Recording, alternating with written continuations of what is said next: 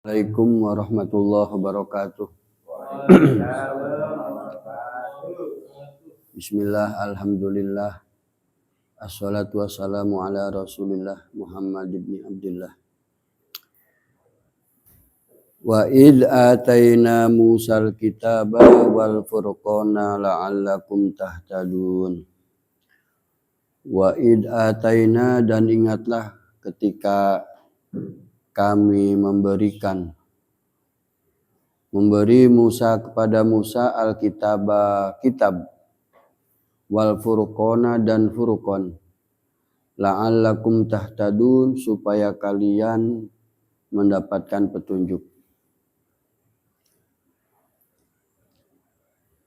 Pada minggu kemarin kita telah diingatkan dalam kisah Musa bahwa Bani Israel itu kaum yang paling banyak diberi nikmat, tapi banyak pula membangkangnya. Di antaranya kemarin Allah sampaikan wajawazna bi bani Israilal bahra fa'atba'ahum fir'aunu wa junuduhu baghyaw wa adwa hatta idza adrakahul gharaqu qala amantu annahu la ilaha illalladzi amanat bihi banu Israila wa ana minal muslimin. Itu coba dibuka di surat Yunus, surat ke-10 ayat 90. Biar kita tahu betapa sejarahnya itu luar biasa. Wajawazna bi bani Israilal bahra fa'atba'ahum fir'aunu wa junuduhu baghyaw wa adwa hatta idza adrakahul gharaqu. Jadi Allah menyeberangkan Bani Israel. Jadi dari Mesir Allah seberangkan ke Israel lewat Laut Merah kan. Laut Merahnya Allah belah sehingga menjadi jalan. Nah, itu digunakan untuk melintas gitu loh. Bagaimana lautan yang begitu dalam Allah belah, Allah pecah sehingga menjadi jalan. Jalannya besar, nang film kan malah besar banget. Jadi berpisah gitu, laut itu airnya itu berpisah. Nah, sampai kemudian ketika sudah berada di tengah, Fir'aun ngejar gitu. Fir'aun ngejar. Dikejar oleh Fir'aun, baghyaw wa adwa, mengejar dengan penuh permusuhan dan dendam. Nah, ketika saling berkejaran begitu, akhirnya kan Bani Israel sampai ke ujung. Sampai di ujung, lah Fir'aun berada di tengah-tengah. Jadi kayak masuk jebakan gitu. Jadi Bani Israel selamat sampai ujung pantainya, kemudian Fir'aun di tengah-tengah. Dengan serta-merta Allah tutup kembali jalannya. Biur. Upora kerem ya. Nah, di saat itulah, itu biasanya sangat manusiawi ya. Orang itu walaupun tidak bertuhan, ngakunya tidak bertuhan, tapi kalau di tengah laut sendirian terombang-ambing ombak, pasti dia akan menyebut Tuhan. Ya Allah pasti gitu. Walaupun dia tidak mengakui adanya Tuhan. Itu terjadi pula pada Fir'aun. Hatta idza adrakahul gharaqu qala amantu. Sehingga tatkala sudah sampai sini nih nyawanya itu yugorgir, sudah sampai tenggorokan nyawanya, beriman. Amantu annahu la ilaha illalladzi amanat bihi banu Israila wa ana minal muslimin. Kan syahadat itu kan, bahasanya malah lebih tajam, amantu. Kalau kita asyhadu, Fir'aun itu bukan asyhadu lagi, amantu. Sungguh tidak ada Tuhan kecuali Tuhannya Bani Israel, dan aku termasuk orang-orang yang berserah diri. Kurang apa bahasanya kan? Tapi sayangnya itu dikatakan, diucap ketika sedang dalam sekarat, menjelang ajal. Nah, apa jawaban Allah? Al-ana wa qad kunta minal mufsidin. Sekarang baru ngomong gitu kamu. Dulu kamu termasuk orang-orang yang membuat kerusakan. Berarti apa? Tidak dianggap. Ya kan? Diece karo Gusti Allah. Baru sekarang mas ngomongnya mbok. Kemarin-kemarin lah wes nyawa sudah nang tenggorokan kok baru ngomong amantu annahu la ilaha illalladzi amanat bihi banu Israil. Ora kanggo. Ya kan? Maka di ayat selanjutnya itu fal yauma nunajjika bi badanika litakuna liman khalfaka ya. Pada hari ini Fir'aun kami selamatkan tubuhmu. Kami selamatkan tubuhmu dari kerusakan. Dialah yang lain kan mungkin kalau sudah seminggu mayatnya kan membusuk, akhirnya dimakan ikan hancur. Tapi Fir'aun Allah awetkan. Itu sudah janji Allah ya. Fal yauma nunajjika bi badanika. Jadi aku awetkan tubuhmu. Aku selamatkan tubuhmu Fir'aun untuk menjadi tanda bagi orang-orang kemudian. Untuk menjadi pelajaran bagi orang-orang kemudian. Pelajarannya berarti ini loh orang yang dulu sangat berkuasa. Orang saking berkuasanya bisa menganggap dirinya Tuhan. Itu kan Fir'aun. Saking berkuasanya. Dia sampai menganggap dirinya Tuhan. Ini loh orang yang paling berkuasa, orang yang menganggap dirinya Tuhan. Nek wis mati kayak gini. Tidak berdaya. Tetap mengalami kematian. Semua makhluk itu pasti mati. Kullu nafsin dha'iqatul maut. Setiap nyawa itu pasti mati. Termasuk Fir'aun, termasuk raja-raja, pemimpin-pemimpin zaman dulu yang berkuasa, semuanya mati. Walaupun dia berdoa supaya bisa panjang umur, ada kesana kemari mencari ramuan yang bisa memanjangkan umur, bohong semua, nggak ada. Jadi setiap makhluk hidup itu pasti akan mati, termasuk Fir'aun, termasuk Namrud, termasuk Abu Jahal, ya orang yang sombong-sombong itu. Tetap kesombongannya akan dikalahkan oleh usianya sendiri. Nah, itu menjadi pelajaran bagi kita bahwa sesombong-sombong kita, kalaupun kita mau menjadi orang paling sombong, tetap ujungnya akan mengalami kematian. Itu pelajarannya ya. Jadi saya pernah melihat di Istiqlal dulu itu pertama kali ada festival Istiqlal ya. Itu ada foto Fir'aun dipajang besar kali. Muminya itu. Ya memang daging-dagingnya masih ada. Tapi sudah kering gitu kan. Kayak ikan asin lah.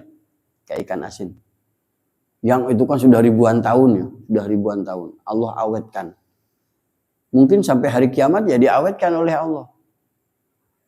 Supaya menjadi pelajaran bagi manusia. Itu kemarin ya. Itu kemarin. Jadi sebenarnya yang ada itu su'ul hisab itu ada. Buruknya hisab, buruknya perhitungan kita. Kalau su'ul khotimah, husnul khotimah itu sebenarnya tidak terlalu berlaku. Yang berlaku itu selama dia hidup. Kalau orang itu baik di saat dia hidup, mbok mati di mana saja, tidak masalah. Mbok mati dia tidak mengucapkan la ilaha illallah, tetap dia orang beriman. Gitu loh. Jadi manusia itu dilihat dari keseluruhan perjalanan hidupnya, tidak di ujungnya. Kalau orang baik ujungnya baik itu hanya kepantasan. Gimana? Hanya pantasnya orang yang baik itu ujungnya baik, tapi tidak mesti. Jangan gara-gara orang kiai ada orang soleh meninggalnya tabrakan. Terus wah orang pati yang bener bukan. Betapa banyak orang-orang soleh yang meninggalnya tidak selayaknya dengan kesolehannya kan. Nah, kita jangan berburuk sangka. Karena yang dihitung oleh Allah adalah sepanjang dia hidup. Maka doa terbaik kalau orang meninggal itu ya Allah semoga Allah ampuni. Semoga Allah ampuni dosa-dosanya. Karena husnul khotimah itu tidak menjadi definisi, maksudnya gitu. Husnul khotimah itu tidak menjadi definisi. Wa id ataina Musal kitaba, dan ingatlah ketika kami memberikan kepada Musa Alkitab. Jadi kemarin sudah ditolong, sudah diampuni dosa-dosanya sama Allah, sudah diberi Alkitab.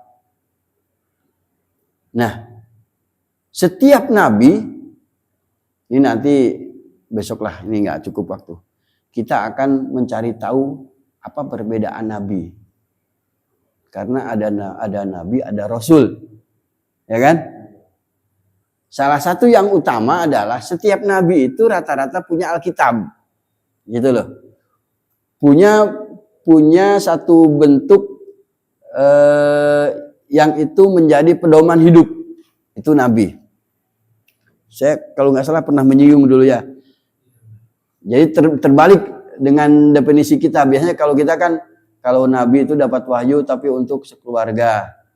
Tapi kalau rasul dapat wahyu untuk semua manusia, kan gitu. Itu terlalu sederhana.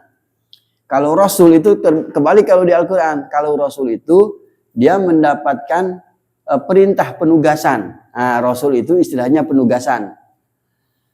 Nah, kadang penugasan itu tidak harus seorang nabi. Malaikat bisa jadi mendapat tugas khusus, itu juga rasul.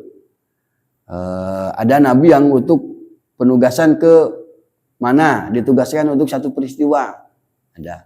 Kalau nabi itu orang yang punya kabar, makanya namanya nabi. Nabi itu kan artinya pembawa kabar, pembawa berita. Maka dia harus membawa beritanya, kan itu loh. Nah, beritanya itu bentuknya kitab suci. Di ayat ini wa id ataina Musal kitab, dan ingatlah ketika kami memberikan kepada Musa sebuah Alkitab. Kata-katanya berbeda dengan Al-Quran. Syahrul Ramadan alladzi unzila fihil Quran. Bahasanya apa? Unzila. Inna anzalnahu fi lailatul qadr.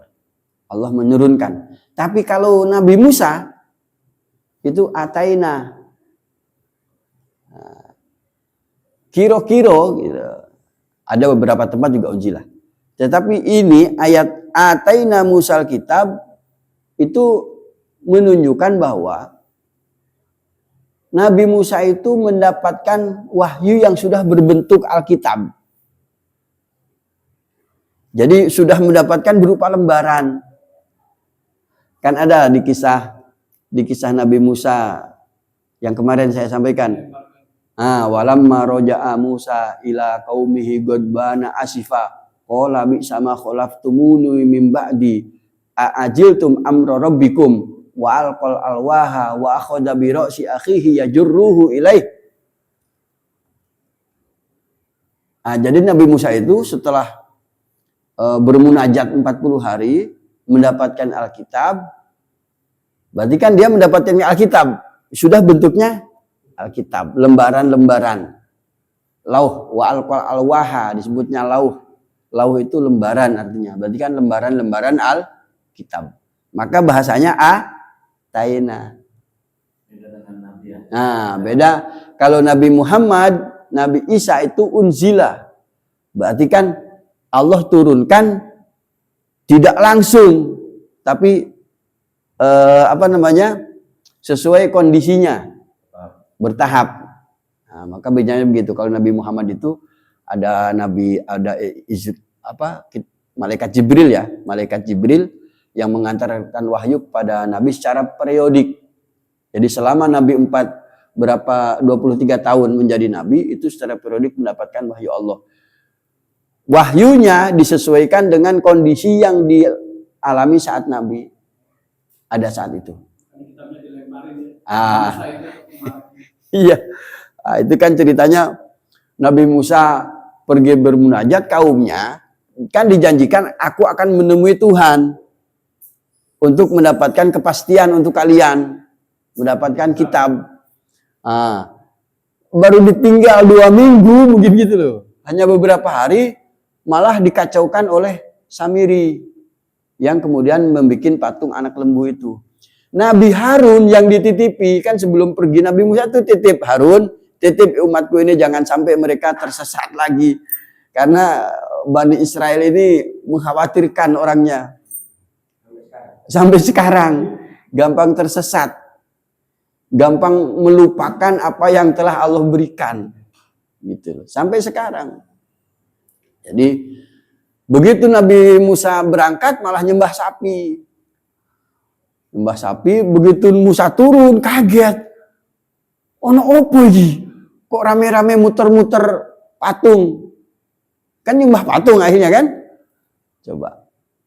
Nabi Musa itu langsung kitabnya itu wa alqal alwaha, melemparkan. Alqa itu kan dilemparkan. Si kitab sucinya itu, lauhnya itu dilemparkan saking marahnya. Kemudian kepala Nabi Harun itu ditarik. Qala ibna umma innal qaumas tad'afuni wa qad yaqtulunani fala tusmit bil a'da'a wa la taj'alni ma'al qaumid dhalimin. Jadi ditarik, dimarahin sama Musa. Musa, mereka itu menganggapku lemah. Jangan kau permalukan aku di depan mereka. Itu tidak menguntungkan bagi kita gitu loh.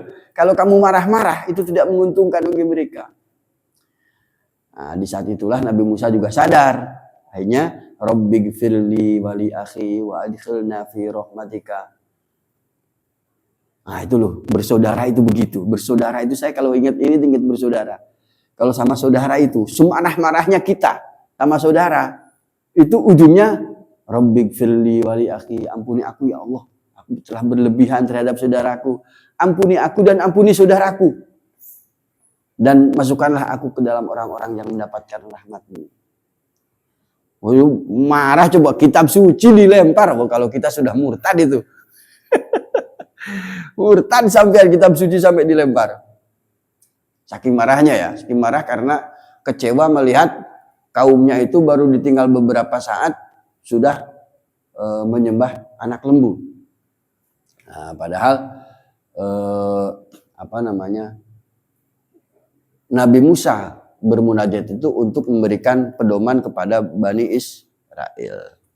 Jadi bedanya itu kalau ataina Allah berikan sudah jadi lembaran-lembaran lauh disebutnya.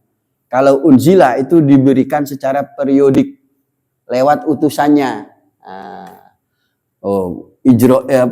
Jibril itu sebutnya utusan. Kitabnya ada nggak di Al-Quran, maksudnya penerangan tentang laun-laun. Tentang apa? Tentang laun yang diturunkan ke Nabi Musa.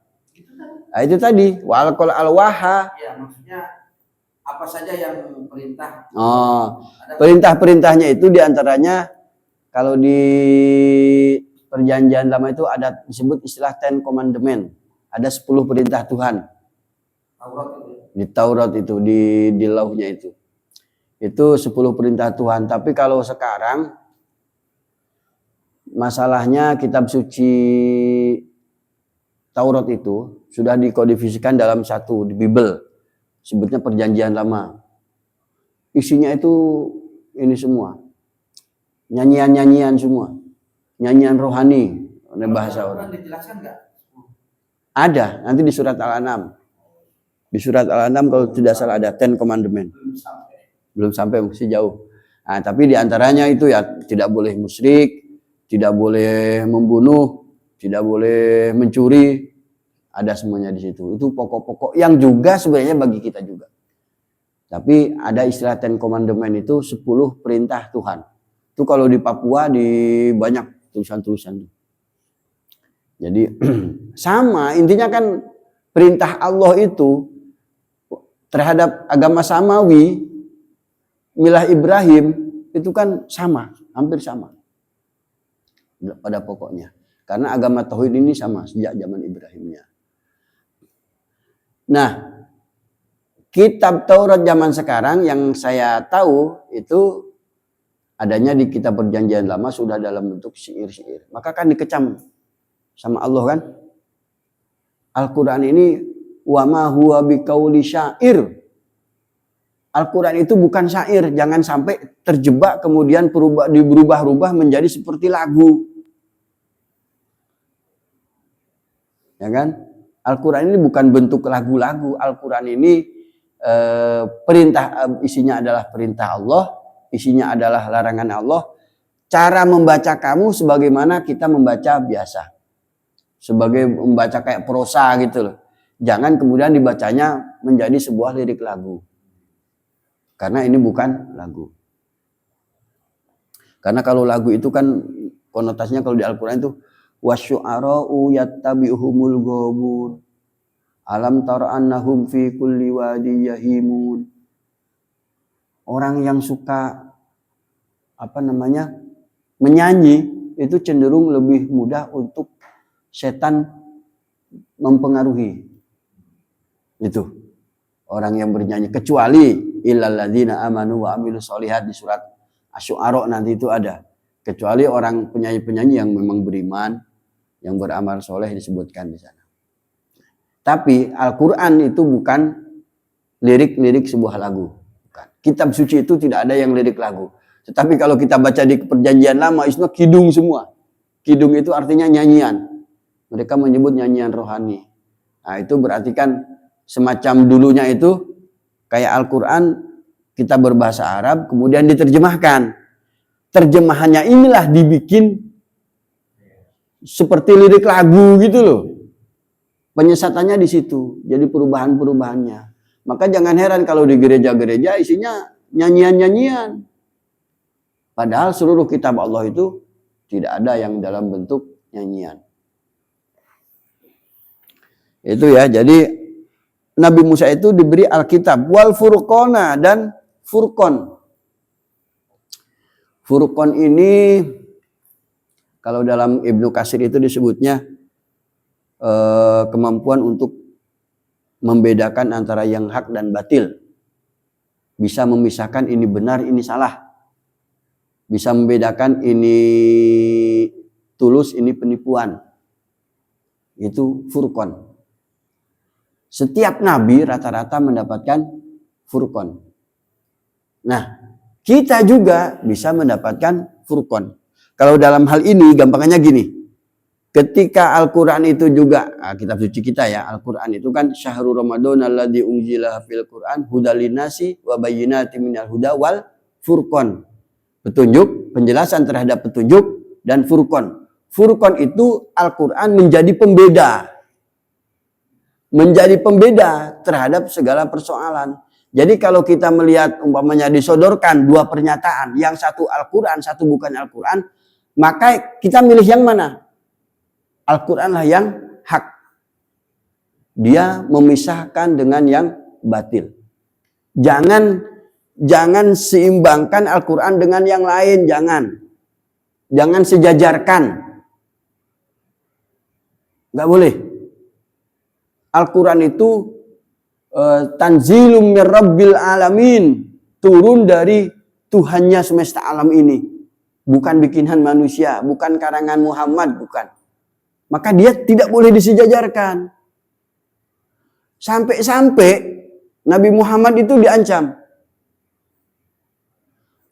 Lau taqawwala alaina ba'dul aqawil la akhadna minhu bil yamin summa laqata'na minhul watin. Di surat Al-Haqqah itu. Seandainya engkau Muhammad membikin ucapan yang disandarkan kepada kami, wah ini ngeri nih. Seandainya engkau Muhammad membikin sebuah perkataan yang disandarkan kepada Allah, padahal itu bukan perkataan Allah umpamanya. Maka aku akan siksa engkau dengan sekeras-kerasnya dan aku putuskan nadinya. Summa laqata'na minhul watin. Saya baca ayat itu aja saya ngeri. Maka saya itu orang itu seyogianya, ya para ulama, para asatid, semua orang yang berkecimpung dalam dunia dakwah Islam, bacakan Al-Quran sudah. Jangan membawa pikiran kita. Kan orang sekarang banyak yang mengajarkan agama tapi tidak membacakan Al-Quran. Dia mengeksplorasi pemikirannya saja. Seakan-akan benar. Seakan-akan benar. Nah, itu bisa jadi Allah kasih teguran. Allah ancam mereka. Bahkan Nabi Muhammad saja tidak berani membuat pernyataan yang disandarkan kepada Allah seandainya ada. Maka harus berhati-hati kita. Walau taqawwala alaina ba'dal aqawil la akhadna minhu bil yamin summa laqata'na minhul watin. Itu di surat Al-Haqqah ya. Jadi Furqan itu pembeda antara yang hak dan batil. Jadi yang hak adalah Al-Quran. Kalau ada kitab-kitab agama selain Al-Quran, maka harus dilihat apakah itu bagian dari penjelasan terhadap Al-Quran atau dia lain. Paham ya? Jadi sebagaimana Nabi itu menyampaikan Al-Quran, seorang ulama penerus Nabi, kewajiban utamanya adalah membacakan Al-Quran. Yatluna alaikum ayatina. Mungkin yang semacam-macam itu. Jadi kita harus berhati-hati, jangan sampai kita membuat sesuatu terus kita menganggap itu bagian dari Tuhan. Gitu. Tidak boleh. Kita juga bisa ada bagian dari kita orang-orang beriman bisa mendapatkan Furqan. Furqan itu bagi saya itu kayak pembeda. Orang yang beriman itu hidup dimanapun dia harus menjadi seorang pembeda.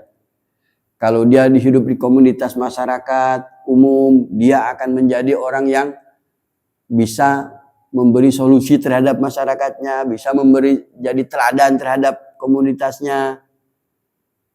Itu menjadi pembeda. Ya ayyuhalladzina amanu in tattaqullaha yaj'al lakum furqana wa yukaffir ankum sayyi'atikum wa yaghfir lakum. Di surat Al-Anfal kalau tidak salah.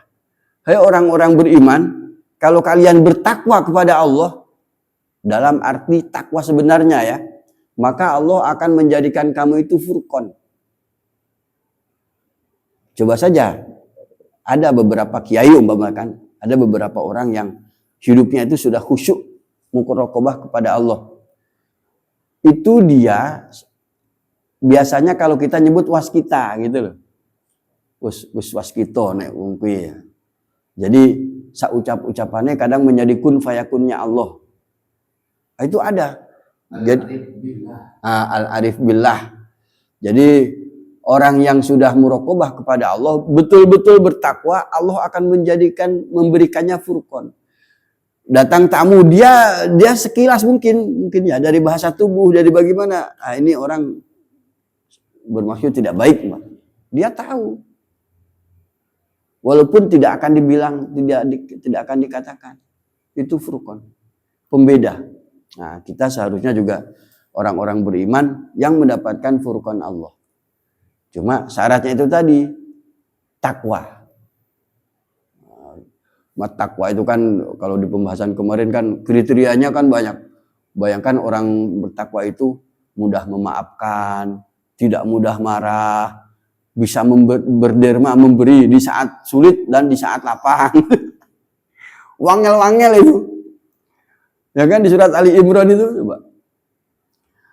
Orang di surat Al-Baqarah, alladzina yu'minuna bil ghaib wa yuqimuna shalah. Yu'minuna bil ghaib baca. Angel, Pak. Nah, mastato itu berarti kan seukuran kamu bisanya. Harusnya kalau mau levelnya furqan, berarti kan memang dia harus melebihi dari mastato yang orang biasa. Gitu loh.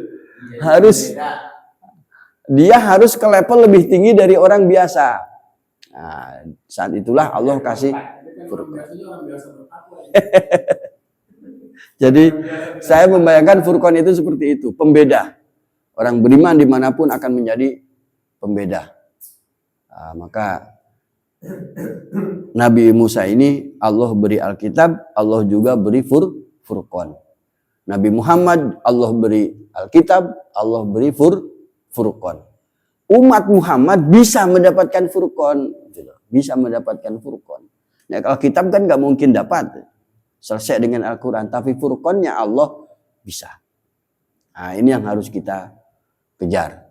Karena kalau sudah bisa mendapatkan itu, orang kita kan biasa menyebutnya wali Allah. Itu orang-orang sudah mendapatkan Furqan. Al-Faruq, ya Al-Faruq itu gelar dari Nabi Muhammad. Al-Faruq itu karena dia bersikap tegas, bersikap lurus terhadap setiap persoalan. Jadi nggak ada abu-abu kalau di Umar. Berarti sifat Furqan itu seperti bisa membedakan antara yang baik dan benar, yang tulus dan yang menipu itu bisa. Kalau ngobrol tuh pilih orang yang punya Furqan itu ya benar-benar terus. Gitulah diantaranya. Kalau kita positif terus nggak ada Furqannya itu. Cuma ada satu ayat itu sih. Berarti syaratnya kan pertama hitobnya Furqan itu ke orang beriman. Ya ayyuhalladzina amanu. Berarti syarat pertama beriman kan? Ya ayyuhalladzina amanu in tattaqullaha, jika kalian bertakwa kepada Allah, yaj'al lakum furqana. Allah memberi Furqan, berarti beriman sudah nih. Tinggal bertakwa. Takwa tertinggi di atas takwa Furqan gitu. Kemudian Allah berikan Furqan. Hasilnya itu Furqan. Iya, kalau takwa aja belum repot. Makanya bertakwa dulu. Cuma definisi takwa itu jangan diambil sepele, imtisalul awamir wajtinabun nawahi. Itu mauhum, tidak jelas lapangannya kan. Kalau Al-Qur'an jelas. Alladzina yunfikuna amwalahum fisyarra'i wad-dharra'i wal kadiminal ghaidha wal afina 'anil nas. Coba. Iya, sifat-sifat yang alhamdulillah. Jika mereka terlanjur berbuat dosa, dia mudah ingat dan kembali lagi kan gitu. Kalau orang tidak bertakwa kan dosa sisan wae. Los. Sisan malah gitu, malah aku sing nanggung. Sekali itu. Jadi kalau pakai definisi itu kan gini, pertama kita harus punya sifat berderma di saat sempit, saat lapang. Usahakan itu saja. Kalau sudah dimiliki, sifat itu dimiliki. Kedua, tahan amarah. Nahan amarah, tidak mudah marah. Orang bertakwa itu tidak mudah marah. Kebanyakan orang bertakwa itu tersenyum, gampang ramah, mudah tersenyum. Karena dia sudah levelnya sudah bukan level logika. Kalau logika kan kita kesenggol motor marah. Oh monyet lu, jalan nggak bener, umpamanya kan.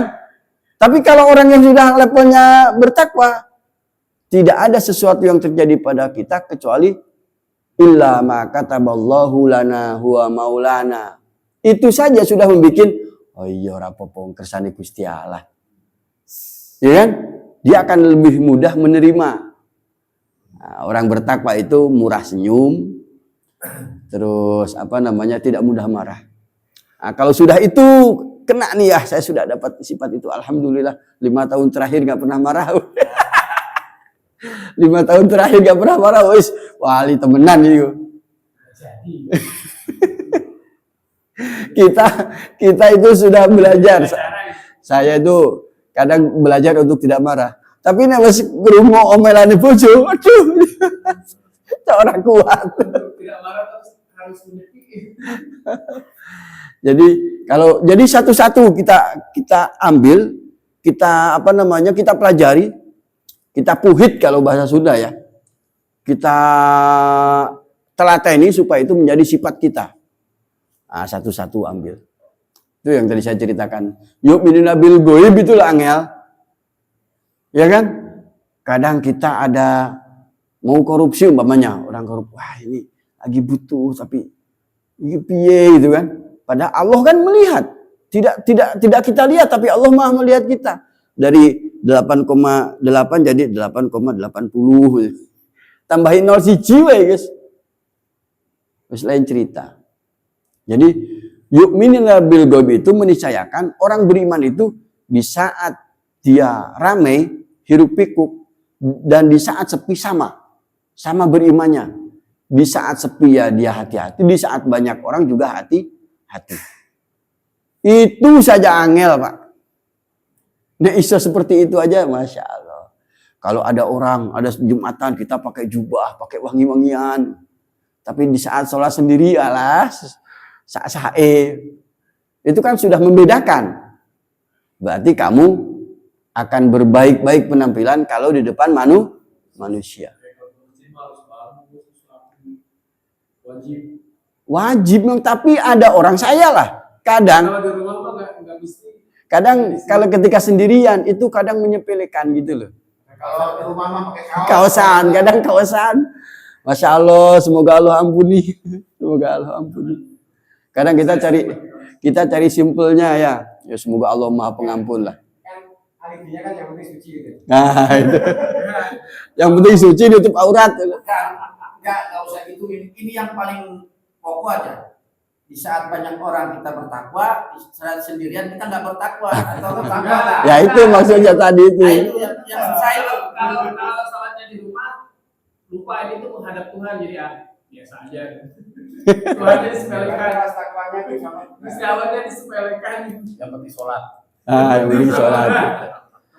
Makanya kita harus banyak minta ampunan sama Allah itu gitu. Kadang kita di depan orang banyak seperti orang bertakwa sungguhan.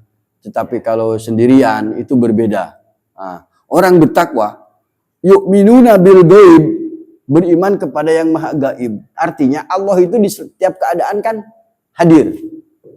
Di setiap keadaan kita itu Allah ada mengawasi kita, melihat kita, menilai kita. Makanya orang beriman itu menginjak pada level muttaqin itu berarti dia di saat sendirian ataupun di saat keramaian itu sama-sama berhati-hatinya terhadap Allah Subhanahu wa taala. La'allakum tahtadun, supaya kalian mendapatkan petunjuk. Ini yang agak aneh itu kan khitabnya kepada Nabi Musa nih. Tapi ujungnya la'allakum tahtadun, supaya kalian mendapatkan petunjuk. Kan buat kita. Gimana? Coba. La'allakum tan itu mukhatab. Supaya kalian bertakwa. Kalian itu kan kita. Padahal hidupnya itu Nabi Musa. Gitu loh. Jadi kita ini yang umat Nabi Musa. Orang beriman itu tidak membedakan para nabi. Semua nabi itu sama. Nabi kita. Jadi kalau kita mau sholawat, sholawatlah kepada semua nabi. Allahumma sholli ala Musa. Allahumma sholli ala Isa. Gitu loh. Jadi tidak ada perbedaan. La nufarriqu baina ahadim minhum. Kami tidak membedakan salah satu pun seorang nabi. Semua nabi itu sama. Nabinya orang beriman. Maka di sini la'allakum tahtadun, supaya kalian mendapatkan petunjuk. Nanti itu ada di surat An-Nisa itu bagaimana kecaman Allah bagi orang yang membedakan para nabi. Membeda-bedakan. Oh, nabi ini levelnya lebih tinggi, lebih hebat nabi ini daripada nabi ini, itu nggak boleh. Semua nabi itu sama. La nufarriqu baina ahadim mir rusulih. Kecuali ada khususiat-khususiat yang masing-masing berbeda. Kayak Nabi Musa itu disebut kalimullah ya, karena dia pernah berbicara dengan Allah. Kalau Nabi Ibrahim itu khalilullah, kekasihnya Allah. Karena dia orang yang paling berserah diri kepada Allah. Jadi nabi itu sama bagi kita, tidak boleh seorang nabi kita anggap lebih hebat daripada yang lain. Nah, Nabi Muhammad itu Habibullah, punya khususiat seperti itu. Insya Allah minggu depan kita juga masih membahas Bani Israel. Allah banyak mengingatkan di surat Al-Baqarah ini. Jadi wa id qala Musa liqaumihi ya qaumi innakum dzalamtum anfusakum. Jadi insya Allah akan lebih banyak lagi pengetahuan tentang Bani Israel yang mungkin juga akan bermanfaat bagi kita. Billahi taufik wal hidayah. Wassalamualaikum warahmatullahi wabarakatuh. Waalaikumsalam.